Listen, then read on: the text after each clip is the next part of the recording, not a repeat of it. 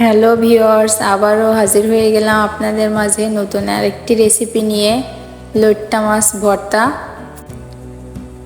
এটা কিন্তু সাগরের মাছ, আর সাগরের মাছে প্রচুর পরিমাণে ভিটামিন ডি থাকে, আমরা কিন্তু সবাই জানি, যা আমাদের শরীরের জন্য খুবই উপকারী। তো চলুন দেখে আসি খুব সহজে কিভাবে এই লইট্টা মাছ ভর্তাটা তৈরি করা যায়। এখানে আমি কয়েক পিস মাছ কেটে ধুয়ে পরিষ্কার করে নিয়েছি। এই যে আপনারা দেখতেই পাচ্ছেন, যে আমি খুব ভালোভাবে কেটে ধুয়ে পরিষ্কার করে একটা প্লেটে নিয়ে নিয়েছি। এখন আমি হলুদ দিয়ে দিলাম মাছের ভিতর, দিয়ে দেবো লবণ। হলুদ আর লবণটা মাছের গায়ে খুব ভালোভাবে হাত দিয়ে ডলে ডলে মেখে নেব আমি। যে লবণ আর হলুদটা খুব ভালোভাবে মেখে কিছুক্ষণের জন্য আমি রেখে দেব, যাতে লবণ আর হলুদটা মাছের ভিতরে একটু ঢুকে যায়। আমি কিছুক্ষণের জন্য মাছগুলোকে রেস্টে রেখে দেব। এখন আমি একটা হাঁড়িতে তেল গরম করে নিয়েছি, সেই তেলের ভিতরে আমি পেঁয়াজ কুচি দিয়ে দিলাম। পেঁয়াজটা আমি ভেজে নেব। খুব ভালোভাবে আমি ভেজে নেব। তো ভিউয়ার্স, এরকম নতুন নতুন ভিডিও পেতে প্লিজ আমার চ্যানেলটি সাবস্ক্রাইব করে দিবেন। আপনাদের পছন্দের কোনো ভিডিও থাকলে কমেন্টে জানাতে পারেন, সেটি আপনাদের জন্য আমি তৈরি করে দিতে পারি। এই যে আমি পেঁয়াজ ভাজি করা হয়ে গেছে, এখন পেঁয়াজগুলো উঠিয়ে নিলাম। এই একই তেলে আমি রসুনের কোয়াগুলো ভেজে নেব। ব্রাউন কালার করে আমি রসুনের কোয়াগুলো ভেজে নেব। এই যে আমি খুন্তি দিয়ে নেড়ে দিচ্ছি যেন পুড়ে না যায়, তাহলে কিন্তু তেতো হয়ে যাবে। আর ব্রাউন কালার করে ভাজা হয়ে গেছে, এখন আমি রসুনের কোয়াগুলো উঠিয়ে নেব।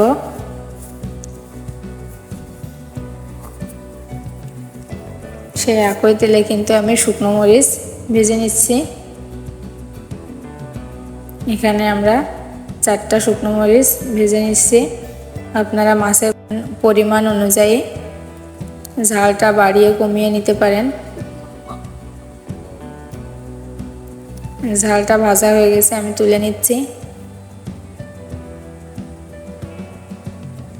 ওই একই তেলে কিন্তু আমি মাছগুলো ভাজি করে নেব।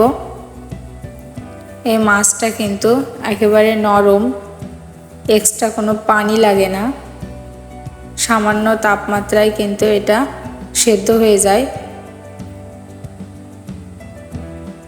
যে আমি এপিট ওপিট করে খুব ভালোভাবে মাছগুলো ভেজে নিচ্ছি।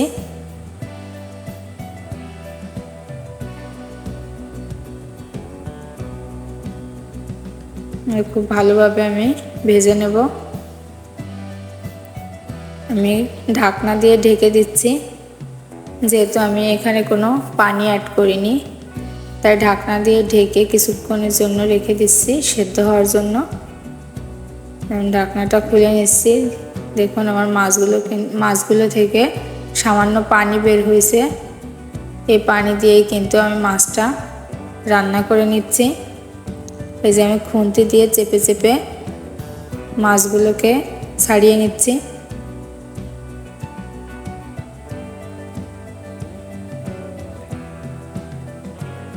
যে এভাবে চেপে চেপে মাছগুলোকে ছাড়িয়ে নিতে হবে।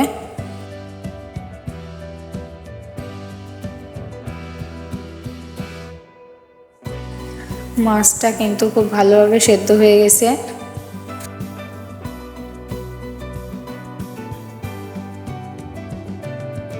ভালোভাবে ভেজে নিচ্ছি মাছগুলো।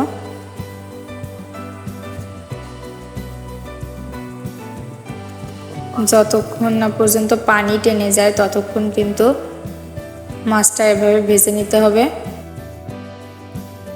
এই যে এখন কিন্তু পানি চুষে নিয়েছে, আঠালো ভাব চলে এসেছে। এখন আমি উঠিয়ে নিয়েছি। আগে থেকে ভেজে রাখা সেই শুকনো মরিচ হাত দিয়ে ডলে ডলে মেখে নেব।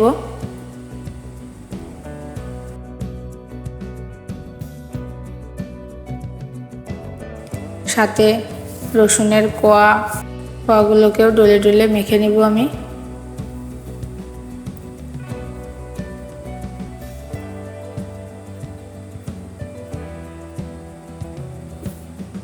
যে খুব ভালোভাবে হাত দিয়ে মেখে নিচ্ছি।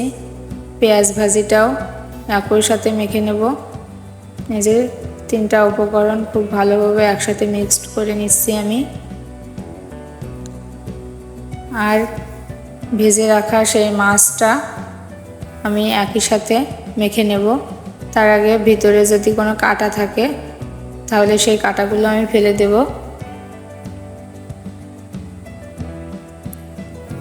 মাছের ভিতরে মাছ বরাবর একটাই কাঁটা থাকে, আর বাদবাকি যে কাঁটাগুলো থাকে খুব নরম, সেগুলো ফেলার দরকার নাই। এই যে আমি সবগুলো উপকরণ সেই মাছের সাথে ভালোভাবে মেখে নিচ্ছি। রান্নার তরকারি, ঝোলের তরকারি থেকে কিন্তু এই ভর্তা দিয়ে অনায়াসে অনেক বেশি ভাত খাওয়া যায়। ভর্তা কিন্তু খুব টেস্টিফুল হয়। এখানে আমি কিছু ধনেপাতা অ্যাড করছি। ধনেপাতা কিন্তু ভর্তাতে স্বাদ বাড়িয়ে দেয়। দিয়ে দিচ্ছি সরিষার তেল। সরিষার তেলটা কিন্তু ভর্তাতে অবশ্যই দিতে হয়। এই যে আমি সবগুলো উপকরণ দিয়ে আবারও খুব ভালোভাবে মেখে নিচ্ছি। দেখুন ভর্তাটা দেখতে কত লোভনীয় লাগছে, আসলে খেতেও কিন্তু অনেক মজাদার ছিল। পারলে বাসায় কিন্তু আপনারা এটি তৈরি করে খেতে পারেন। আজ এ পর্যন্তই, দেখা হবে পরবর্তী কোনো ভিডিওতে। আল্লাহ হাফেজ।